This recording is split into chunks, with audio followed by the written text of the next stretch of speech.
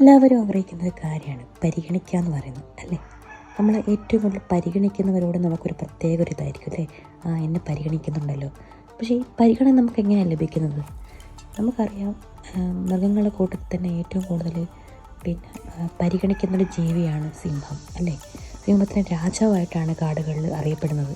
അപ്പം നമുക്കറിയാം, സിംഹമാണോ അവിടെ ഏറ്റവും ബുദ്ധിമാൻ, അല്ലെങ്കിൽ ഏറ്റവും വലിയ ജീവി സിംഹമാണോ? അല്ല. ഏറ്റവും വേഗത കൂടിയ ജീവി സിംഹമാണോ? അതുമല്ല. എന്നിട്ടും എന്തുകൊണ്ടാണ് സിംഹത്തെ ഇങ്ങനെ രാജാവായി കാണുന്നത്? അതാണ് അതിൻ്റെ ഗാംഭീര്യം, അതിൻ്റെ നോട്ടം, അതിൻ്റെ തീഷ്ണത, ഇതെല്ലാം. അതായത് നമ്മൾ ഒരു ജീവിയെ കാണുമ്പോൾ, ഇപ്പം നമ്മൾ മനുഷ്യരാണ്, ഇപ്പോൾ മനുഷ്യരാകുമ്പോൾ നമ്മൾ മനുഷ്യരെ കാണുമ്പോൾ നാണിച്ചു താഴെ നോക്കി നിൽക്കാതെ നല്ല ഗാംഭീര്യത്തോടുകൂടെ, നല്ല ഗൗരവത്തോടുകൂടെ, നല്ല തീഷ്ണതയോടുകൂടെ നോക്കുമ്പോൾ നമ്മൾ അവരെ പരിഗണിച്ചോളും. നമ്മളൊരു വലിയൊരാളാണെന്നുള്ളൊരിത് അവർക്ക് തോന്നിത്തുടങ്ങും.